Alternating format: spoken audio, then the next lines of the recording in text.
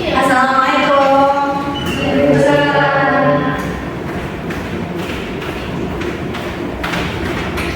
Selamat pagi semuanya. Gimana kabarnya hari ini? Oke.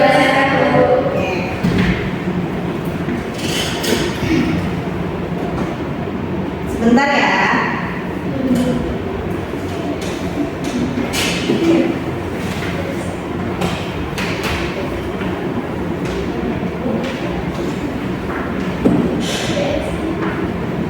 Oke, sebelumnya itu absen dulu ya. Di sini siapa yang nggak hadir?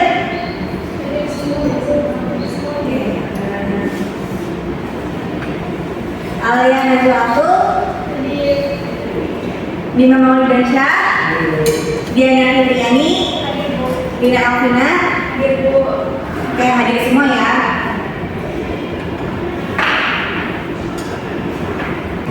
Oke, sebelum kita mulai pembelajaran, kita berdoa terlebih dahulu ya. Di sini siapa kayaknya?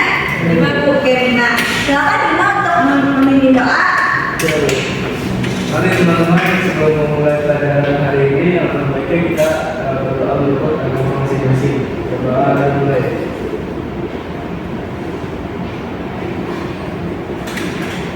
Berdoa selesai. Sebelumnya kalian udah pada tahu belum hari ini mau belajar apa? Belum tahu, Bu. Belum tahu kan kemarin udah ibu kasih tahu hari ini belajar apa. Kemarin saya nggak masuk. Oh nggak masuk, kenapa nggak masuk? Sakit, Bu. Ya udah terlihat. Udah, Bu. Siapa yang masih ingat minggu kemarin kan ibu udah bilang hari ini mau belajar apa? Nggak ada yang tahu. Oke. Jadi hari ini kita mau belajar tentang puisi. Nah sebelum ibu jelasin, kalian ada yang tahu nggak puisi itu apa? Yang tahu boleh angkat tangan. Ayo ada yang tahu? Puisi itu apa?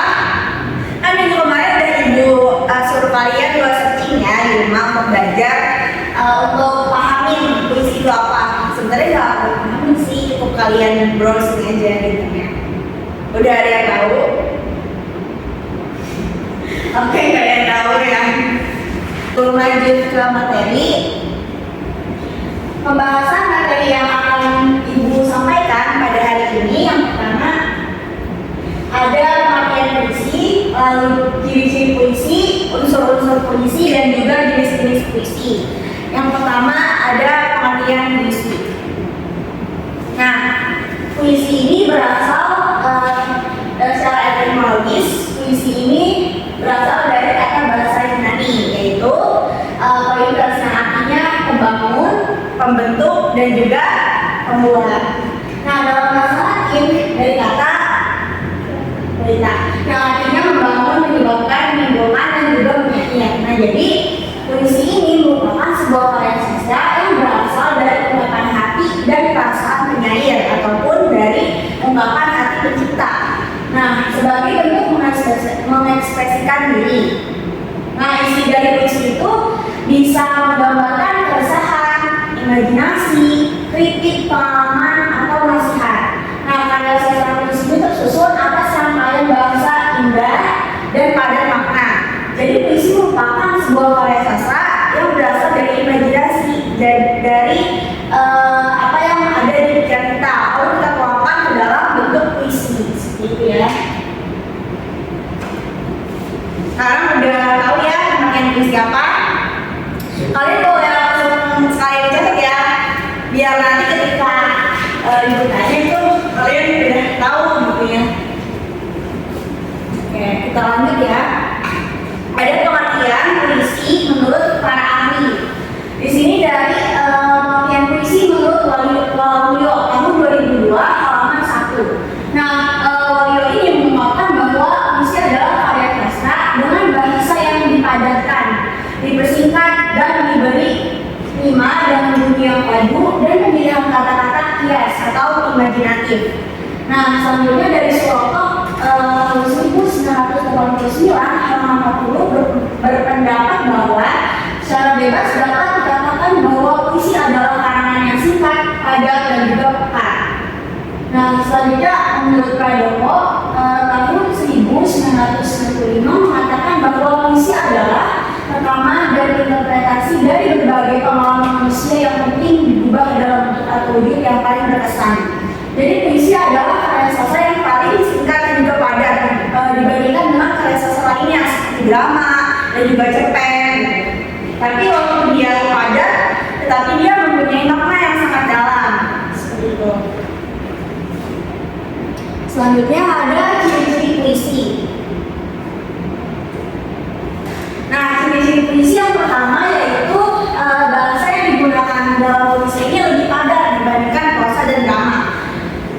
Selanjutnya memiliki rima atau sajak yang teratur. Jadi puisi itu biasanya memiliki rima dan sajak yang teratur seperti sajaknya belakangnya a seperti itu.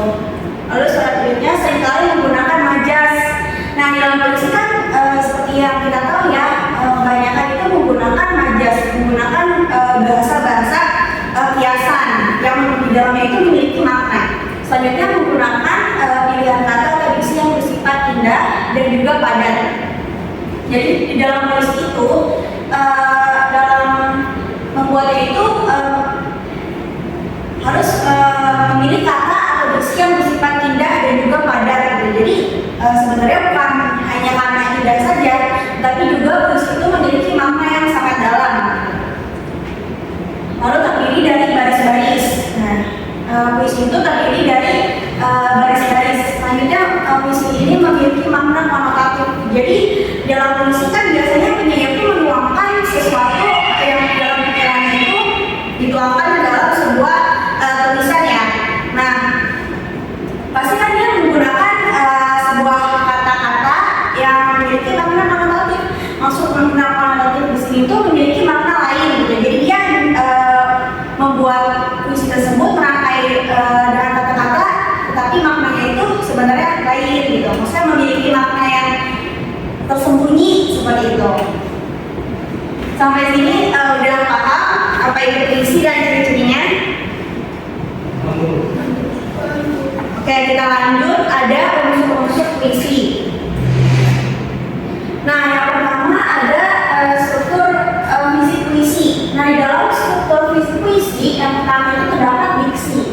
Diksi ini merupakan pemilihan kata yang digunakan oleh penyair ataupun pengarang dalam puisinya. Nah, jadi di sini tuh sangat berpengaruh terhadap makna yang diciptakan oleh si pengarangnya yang ingin disampaikan kepada orang yang membacanya. Seperti itu. Lalu yang kedua itu ada imaji atau citraan. Nah, imaji ini merupakan kata atau susunan kata-kata yang mengungkapkan pengalaman indrawi pembaca saat membaca puisi. Nah, jadi ketika si pembaca ini membaca karya puisi seseorang, si pembaca ini dapat terjun ke dalam suasana tersebut, seolah-olah juga dia merasakan apa yang dirasakan oleh si pengarangnya. Selanjutnya majas. Majas ini merupakan pemakaian bahasa dengan melukiskan sesuatu dengan konotasi khusus hingga arti sebuah kata dapat memiliki banyak makna. Jadi majas ini merupakan kata kiasan ya, jadi maknanya itu sangat banyak. Oke, selanjutnya ada kata konkret.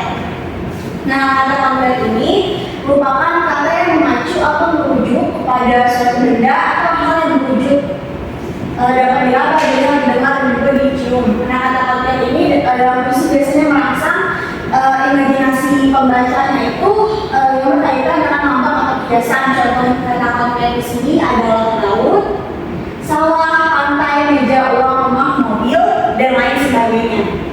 Lalu selanjutnya ada rima atau irama. Nah, rima atau irama ini merupakan sebuah persamaan bunyi. Seperti yang tadi sudah dijelaskan di awal, seperti rima itu belakangnya itu huruf A ya. Berarti sampai bawah juga belakangnya huruf A seperti itu. Lalu ada pengulangan kata atau ungkapan.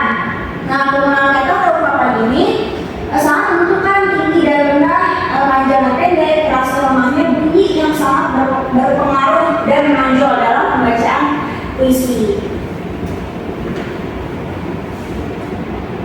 Nah, selanjutnya ada struktur batin puisi.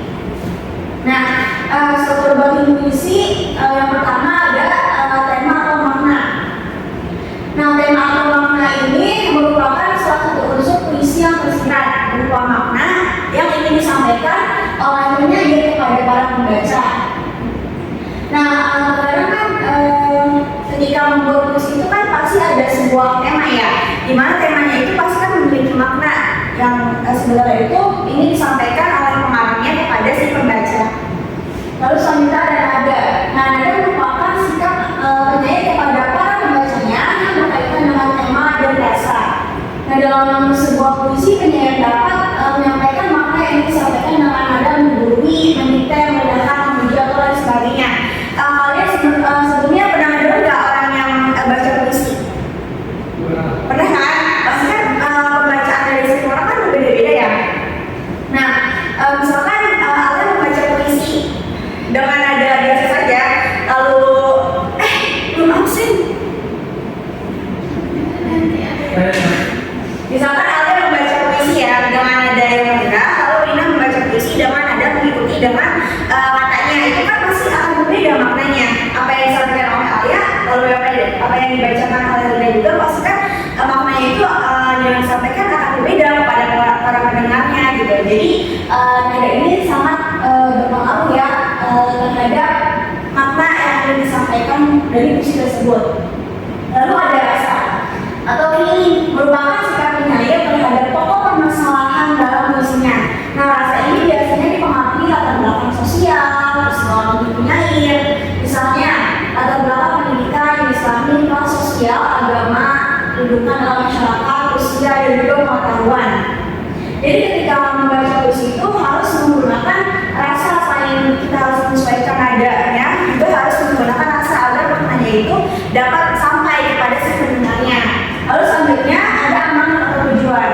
Nah, amanat atau tujuan di sini merupakan pesan yang ingin disampaikan oleh penyair dalam puisinya kepada para pembaca.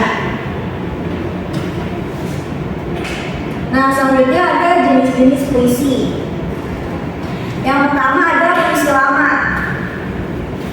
Nah, puisi lama ini merupakan puisi yang dibuat sebelum abad ke-20.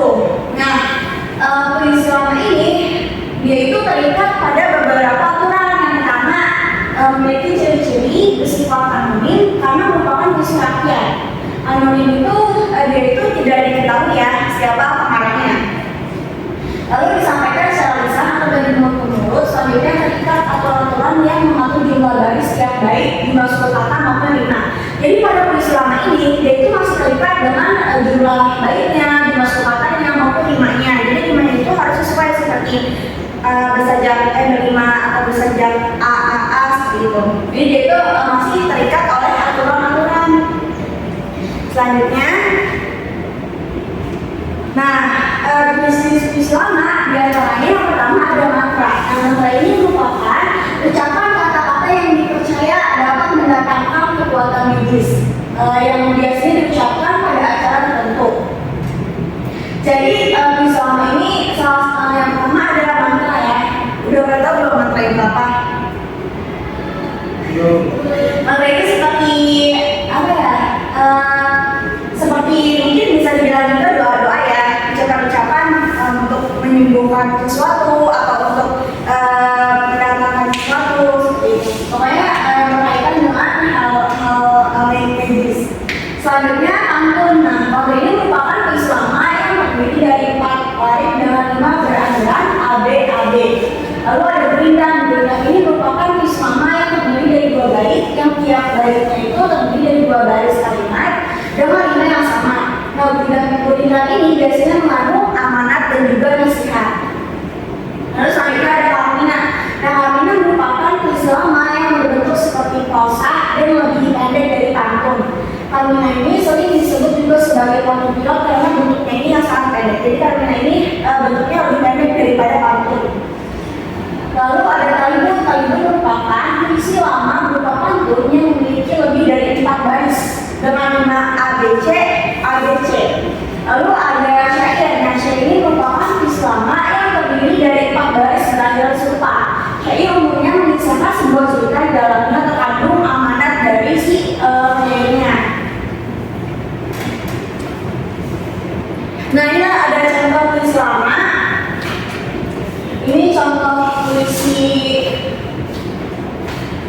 Karmina. Ada yang mau bacain? Ayo, ada yang mau bacain. Nanti yang mau baca dapat nilai. Saya Bu. Ayo, Arya silakan.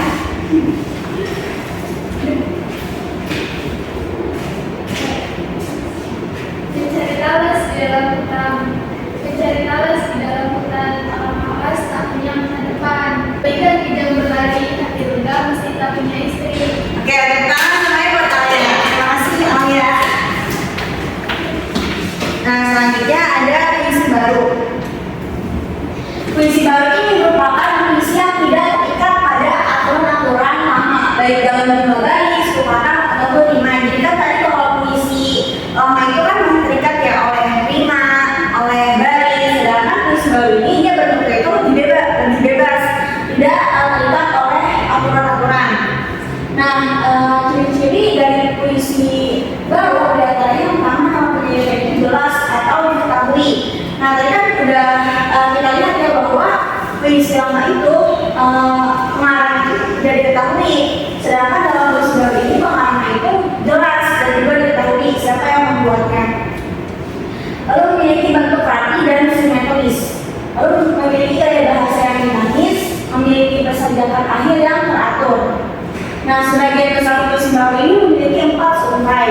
Setiap barisnya terdiri dari sebuah gatra atau satuan sintaksis. Nah, setiap gatra ini terdiri dari 4 sampai 5 suku kata. Selanjutnya ada jenis-jenis puisi baru. Yang pertama ada himne. Himne ini merupakan sejenis nyanyian atau pujian yang ditunjukkan untuk Tuhan atau dewa atau sesuatu yang dianggap suci atau sakral. Nah, jadi himne ini merupakan jenis puisi yang bertemakan seperti ketuhanan ya. Lalu ada balada. Balada ini merupakan puisi sederhana yang berkisah mengenai cerita rakyat yang mengharukan. Balada ini biasanya berbentuk dialog atau disajikan dalam bentuk nyanyian. Selanjutnya ada ode. Ode ini merupakan puisi lirik mengenai sanjungan terhadap orang yang berjasa. Nah, ode ini dibaca dalam nada yang agung dan memiliki tema yang serius. Biasanya ode ini ditujukan pada orang tua, pahlawan, dan juga tokoh-tokoh yang besar. Lalu ada romansa. Nah, romansa ini merupakan puisi cerita yang mengungkapkan luapan perasaan cinta kasih. Nah, puisi romansa ini menimbulkan efek romantis saat dibacakan. Jadi puisi romansa ini bertemakan tentang kisah percintaan itu. Lalu ada epidauro ini merupakan puisi mengenai ajaran dan tuntunan dalam menjalani hidup.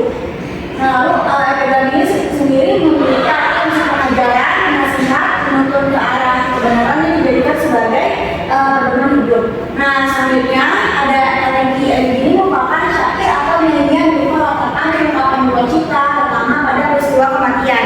Jadi elegi ini temanya itu lebih kepada seperti duka cita, seperti hal-hal tentang kesedihan.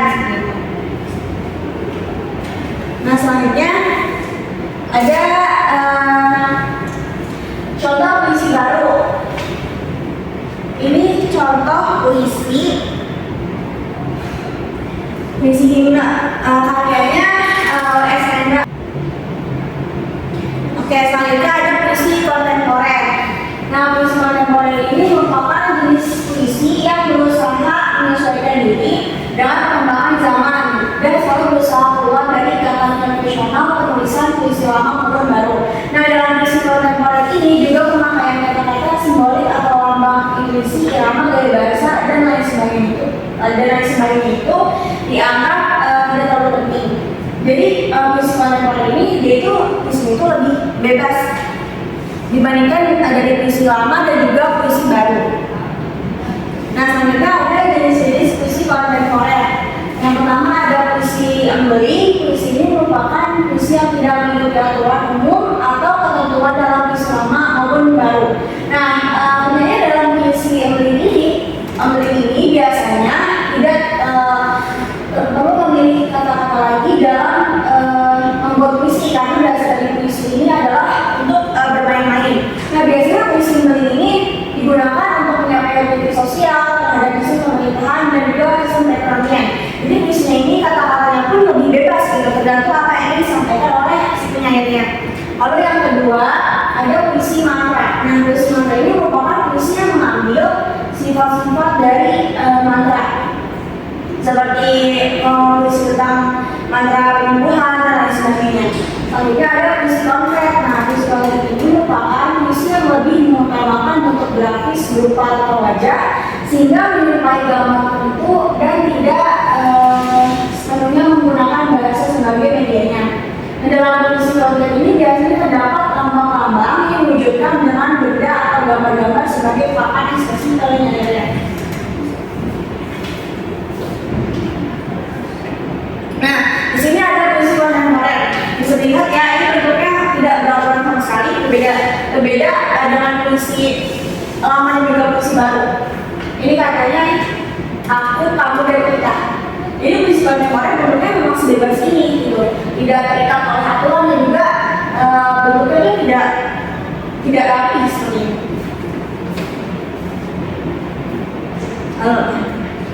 Selanjutnya ada langkah-langkah dalam membuat puisi. Nah, kalian bisa lihat.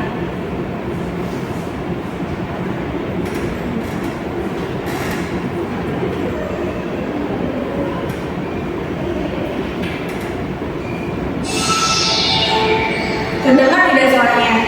Benar, Bu. Oke, bisa dilihat ya.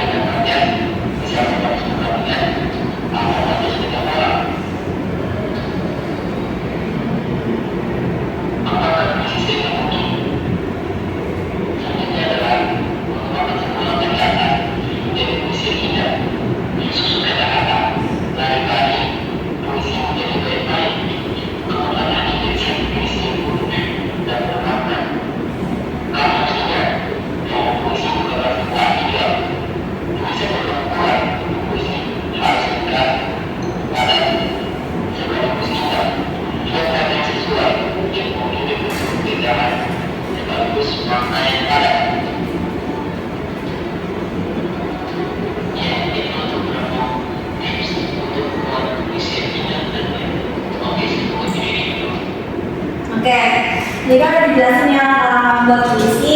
Masih ingat tadi yang pertama itu apa? Apa tadi? Ya, menentukan tema. Nah, jadi sebelum kita membuat puisi itu, kita baiknya yang pertama itu menentukan tema. Kayak tema tentang percintaan, kesedihan, keharuan, dan lain-lainnya. Nah, biasanya kan sebelum itu ketika kita mau membuat puisi, kita juga jangan menunggu ide dulu gitu. Maksudnya jangan menunggu ada ide baru kita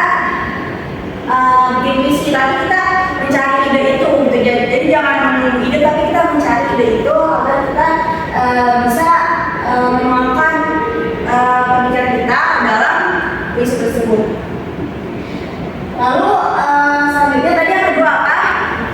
Entah kita sedang tentang main apa, kita bisa menguapkan dan dengan menggunakan majas atau pemilihan kata yang baik. Jadi membuat puisi itu tidak asal-asalan ya.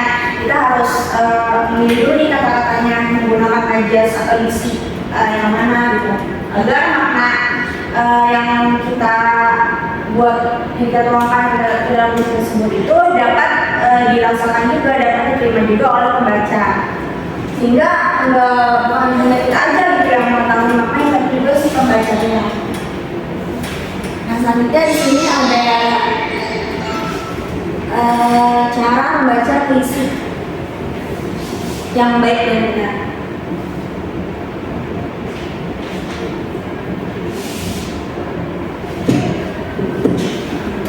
Mendengar tidak suaranya.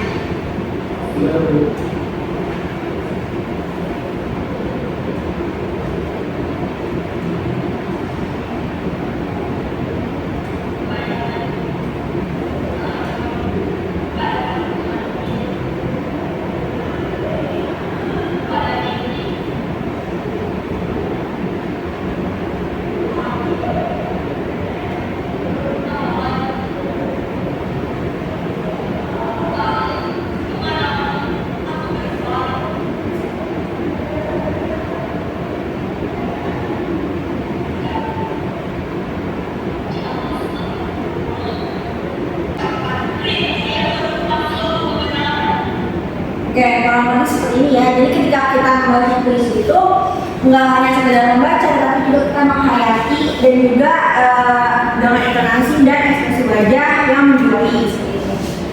Nah, cukup sampai di sini materi kita. Ada yang mau ditanyakan bagi yang belum paham?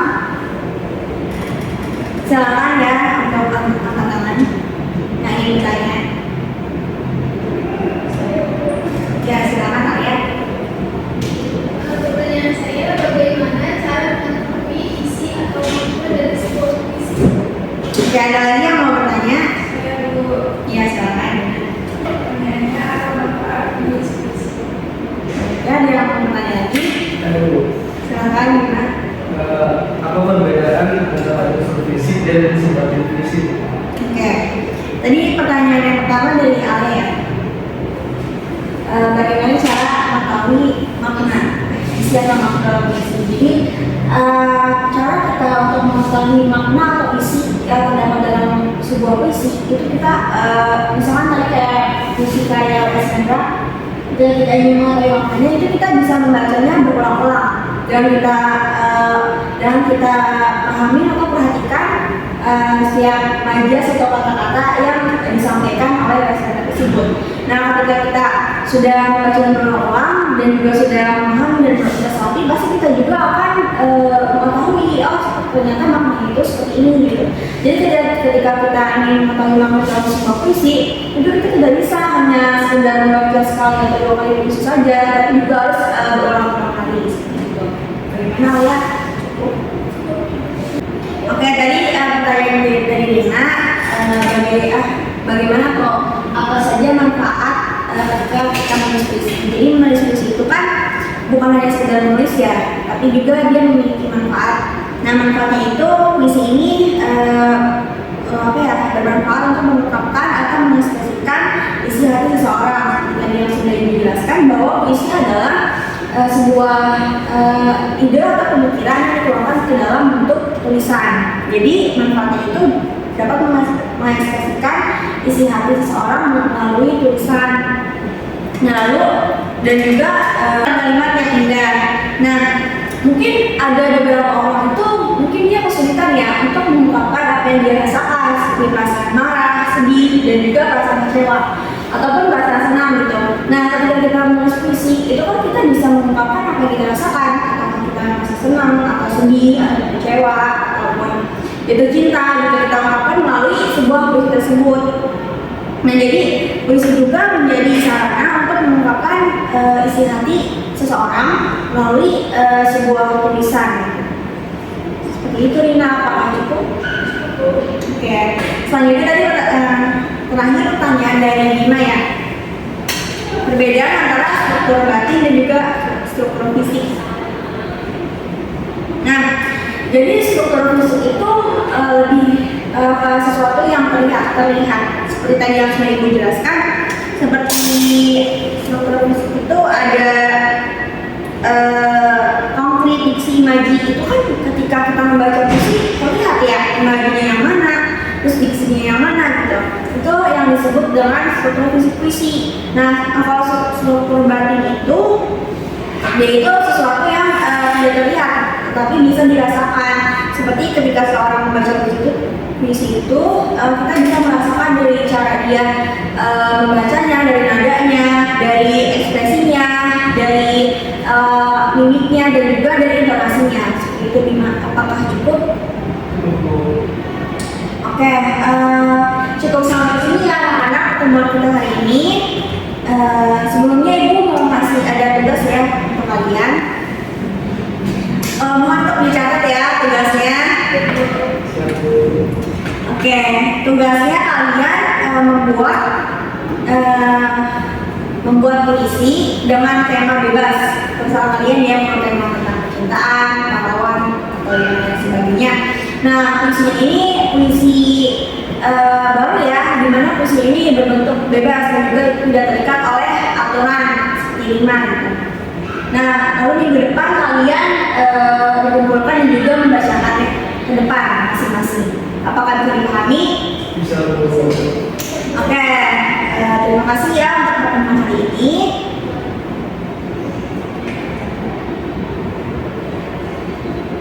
Jangan lupa dikerjakan ya tugasnya anak-anak. Sebelum kita mengakhiri pembelajaran pada hari ini, alangkah baiknya kita berdoa terlebih dahulu ya. Silakan untuk Bima dipimpin untuk berdoa. Ya. Mari teman-teman, sebelum kita mengakhiri pembelajaran hari ini, mari kita berdoa menurut agama masing-masing. Berdoa mulai.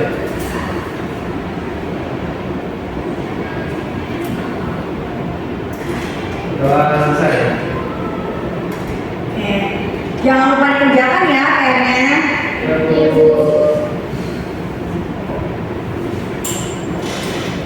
Sini ada pelajaran lagi?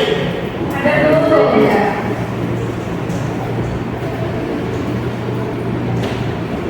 Terima kasih ya.